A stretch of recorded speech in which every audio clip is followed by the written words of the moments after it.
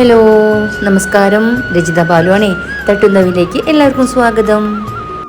ദാ ഈ പൊട്ടിക്കണത് എൻ്റെ വീട്ടിലെ പച്ചമുളകാണ് കേട്ടോ. നിറയെ പച്ചമുളക് ഉണ്ടായിട്ടുണ്ട്.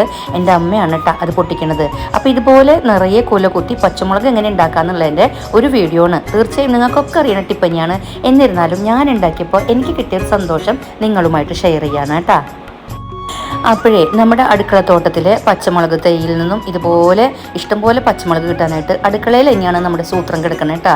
അതായത് നമ്മൾ നിത്യേന നമ്മുടെ പാചകത്തിൻ്റെ ആവശ്യങ്ങൾക്കായിട്ട് ഉള്ളിയോ സവാളയോ ഒക്കെ എടുക്കാറുണ്ട് അല്ലേ.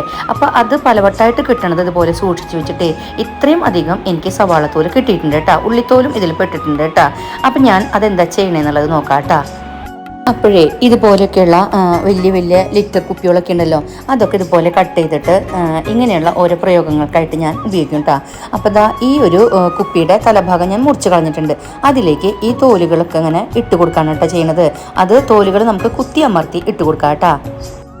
നമ്മളെ ഉള്ളിത്തോലും സവാളത്തോലൊക്കെ സൂക്ഷിക്കുമ്പോഴേ നനവില്ലാതെ സൂക്ഷിക്കണം കേട്ടോ. കാരണം നനവ് വന്നാൽ അത് അഴുകാനും അതുപോലെ മറ്റ് ഇൻഫെക്ഷനൊക്കെ ഉണ്ടാവാനും കാരണമാവും കേട്ടോ. അപ്പം നമ്മൾ സവാളത്തോലൊക്കെ പാത്രത്തിൽ നിറയെ കുത്തിയമർത്തി വെച്ചിട്ടുണ്ട് കേട്ടോ. ഇനി നമുക്കതിലേക്ക് കുറച്ച് വെള്ളം ഒഴിച്ചു കൊടുക്കാം. എന്നിട്ടൊരു കമ്പൗണ്ട് ഒന്ന് കുത്തി ഇളക്കിയതിന് ശേഷം എത്രത്തോളം വെള്ളം അതിൽ കൊള്ളോ അത്രയും വെള്ളം ഒഴിച്ചു വെക്കാം കേട്ടോ. അപ്പോൾ അത് നമ്മൾ തോലൊക്കെ ഇട്ട് പാത്രം നിറയെ വെള്ളം ഒഴിച്ച് വെച്ചിട്ടുണ്ട്. ഇനി നമുക്ക് ഇത് ഒരു കോട്ടൺ തുണി കൊണ്ടോ ഇതുപോലെ ഒരു കവർ കൊണ്ടോ ഈ പാത്രം ഒന്ന് കവർ ചെയ്തിട്ട് ഒരു ഷെയ്ഡിലേക്ക് തണലിലേക്ക് മാറ്റി വെക്കാം കേട്ടോ. അപ്പോഴേ നമ്മുടെ സവാളത്തോലിൻ്റെ ലായനി ഇന്ന് റിലീസാവാണ് കേട്ടോ. 3 ദിവസങ്ങൾക്ക് ശേഷമാണ് കേട്ടോ ഞാനിത് ഓപ്പൺ ചെയ്യണേ. അപ്പോൾ അതാ നോക്കൂ, നന്നായിട്ട് പതഞ്ഞ് പൊന്തിയിട്ടുണ്ട് കേട്ടോ. ബാഡ് സ്മെല്ലാണ് കേട്ടോ. ശരിക്കും പറഞ്ഞാൽ മേത്തായാൽ ആ സ്മെല്ല് പോയില്ല, അത്രയും രൂക്ഷ ഗന്ധമാണ്.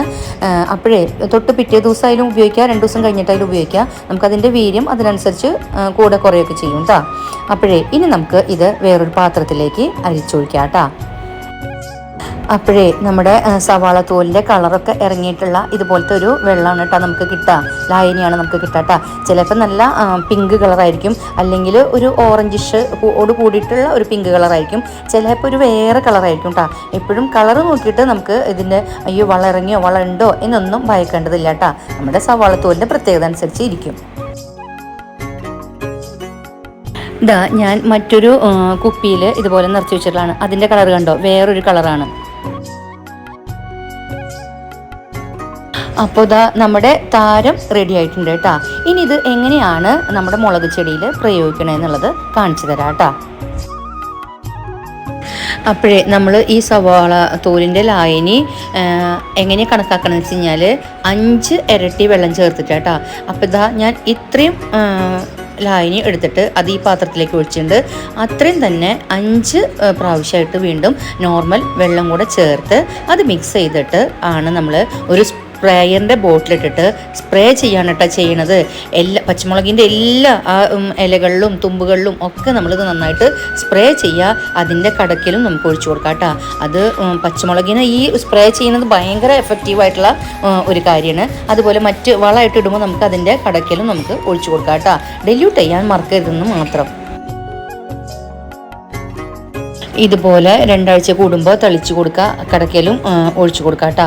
അപ്പോൾ 100% ഉറപ്പ് പറയണോ, കുല കുത്തി തന്നെ പൂവിടാനും അതുപോലെ തന്നെ പച്ചമുളക് ഉണ്ടാവാൻ ഏത് തരം പച്ചമുളകായാലും അതെ കേട്ടോ. കുല കുത്തി പൂക്കാനും അതുപോലെ തന്നെ ഇതുപോലെ പച്ചമുളക് തരാനായിട്ട് ചെടികൾ എനിക്ക് ഭയങ്കര ഇഷ്ടമാണ് ഈ ഒരു പ്രയോഗം കേട്ടോ, സവാളത്തോലിൻ്റെ പ്രയോഗം.